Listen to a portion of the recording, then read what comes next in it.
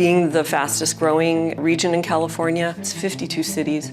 It's 1 million K through 12 school children. It's 12 community colleges, and it's 27,000 square miles. The IE has had some very pivotal moments that have had an impact on our current social and economic status. We had March Air Force Base and also Norton Air Force Base closed. Those were major economic drivers. It did not help that we experienced a recession. The 2008 housing crisis had a major impact on the area. The recession caused us to lose about 50% of our small businesses.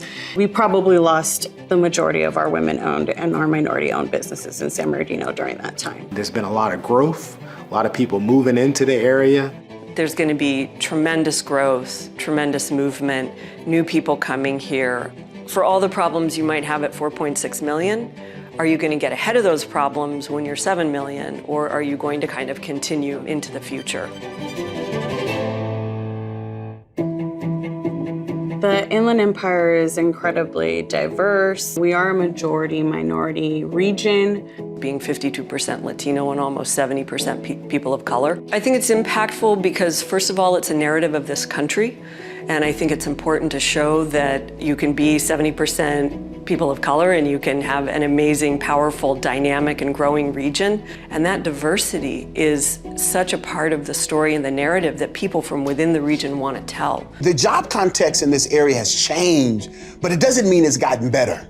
Let's be clear, we as an organization has dubbed this area Warehouse Town. There are more warehouses in this community from Pomona all the way to Redlands, California, that have just expanded over time. So while jobs have increased in the area, they're not the kinds of jobs that provide upward mobility for families and individuals to earn a livable wage. The region has a pretty high number of working poor because its growth has been mostly in the logistics and the warehousing industry. So you have relatively low unemployment, but you have people struggling to make ends meet. And the people who are struggling to make ends meet are people of color. The warehouse industry was designed in a post-union moment to be as exploitative and profitable for big retailers as possible. And the Inland Empire is a place where that has been centered. Just the sheer volume of trucks that, go in and out of our neighborhoods, go in and out of our streets, that has an environmental impact on all of us. So there's definitely a cost of doing business when it comes to warehousing and transportation in the community. The Inland Empire is not going to change from being a corridor for all of the packages. They come through here and they go out throughout the rest of the country. So how do we use the fact that we're a logistical region to our advantage?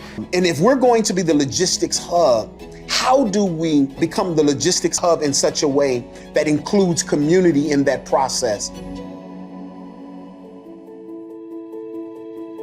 It needs to build out some of the components like research and development and entrepreneurship that can really help a region take control of its economic destiny versus being kind of a province, right? Where people are going to come in and extract what they need or take what they need and not leave as much investment as is warranted. How do we take what we have in that infrastructure and convert it into some kind of opportunity, whether it's in electric vehicles, and trucks and charging stations and solar energy and green technology and robotics and artificial intelligence. So we want to see opportunities for our students to be able to start a business here, to be able to pursue a career here, and also to eventually have home ownership here.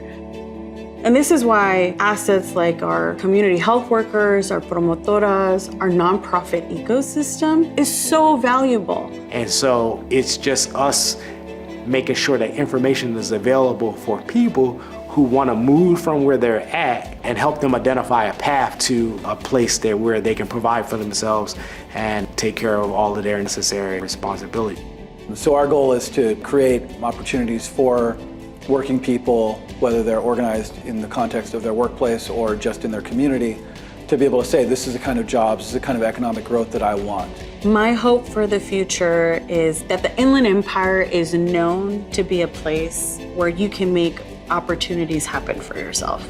There are some major opportunities if we're intentional about moving this region to become more inclusive in its economic process.